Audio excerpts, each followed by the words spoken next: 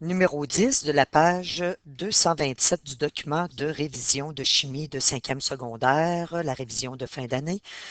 On m'a demandé de répondre à la question suivante. Nous avons une chandelle qui brûle. Voici la combustion d'un hydrocarbure qui est la paraffine, en fait, le C25H52. Nous avons 2000, donc on va poser tout de suite notre problème, 2000 millilitres d'eau dans le calorimètre. Donc, sa masse est de 2000 grammes. On nous a donné une autre information aussi, c'est l'équation. Par contre, nous avions sorti de l'équation le delta H.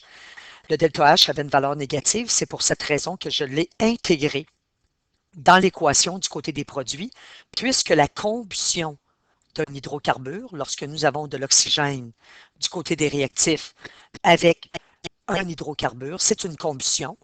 C'est une réaction qui est exothermique. Donc, c'est pour cette raison que l'énergie se retrouve du côté des produits ici. Maintenant, on nous demande de trouver l'écart de température, le delta T, lorsque nous avons 1 gramme de paraffine, donc de la chandelle, qui va brûler. Donc, la masse du C25H52, elle est donnée, elle est égale à 1 gramme. Bon, maintenant, avec ce qu'on nous donne, qu'est-ce qu'on peut faire avec ça? Nous savons que le delta T, c'est cette formule-là qui nous le donne. Donc, M fois C fois delta T. Donc, l'écart de température est donné par cette formule. Maintenant, qu'est-ce qu'on nous a donné d'autre? Nous avons la masse de l'eau dans le calorimètre, notre milieu qui va absorber l'énergie libérée par cette combustion-là, par cette réaction exothermique-là, c'est l'eau. Alors, nous avons la masse de l'eau qui est égale à, on va l'écrire tout de suite, on va substituer tout de suite et vous allez voir, il va nous manquer de l'information pour pouvoir compléter.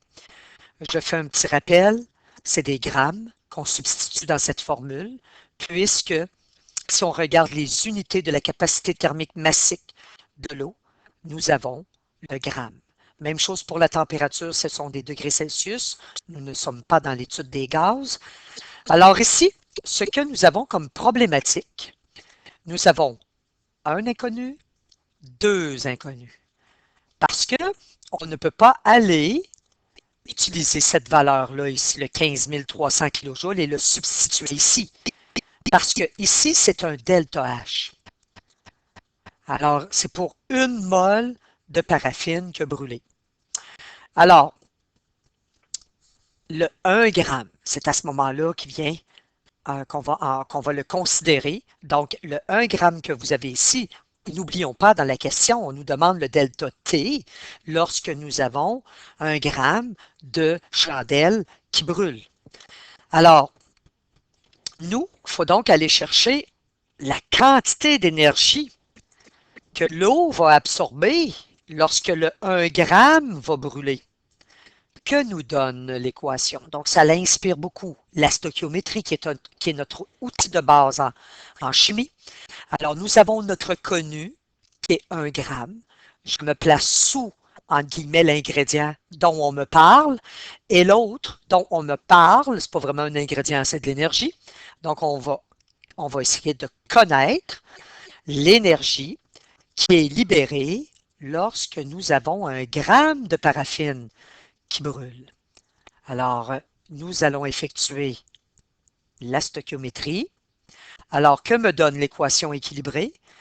Elle me donne que tout ça, la masse du C25H52 qui est la paraffine, donc si vous prenez le temps de calculer sa masse molaire avec le tableau périodique, vous arriverez à 352 grammes.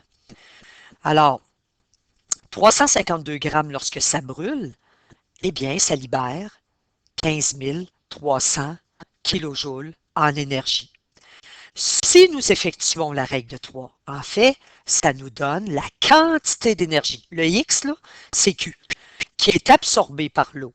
Alors, si vous calculez, ça va nous donner 43, je vais garder toutes les décimales. Donc, oups, on voit que c'est le 90 qui est périodique. Attention, ce sont des kilojoules. Encore une fois, donc on vient de trouver une variable qui nous manquait, il nous en manquait deux. On ne peut pas résoudre une équation avec deux variables, deux inconnus et une seule équation. Donc, Q, la quantité d'énergie qui a été absorbée par l'eau, elle est égale à ça. C'est sûr que la combustion de 1 gramme a libéré ça, mais là, on parle de l'eau. On travaille avec l'eau. Donc, je calcule donc l'énergie qui est absorbée par l'eau. Je la connais.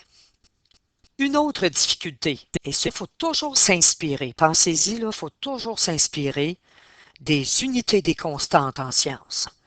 Alors ici, il ne faut pas substituer le 43,4659, etc. Là, parce qu'il est en kilojoules. Et dans cette formule-là, l'énergie doit être en joules. Alors, si nous substituons, il faut multiplier par 1000 notre valeur qui a été trouvée. Ça nous donne des joules.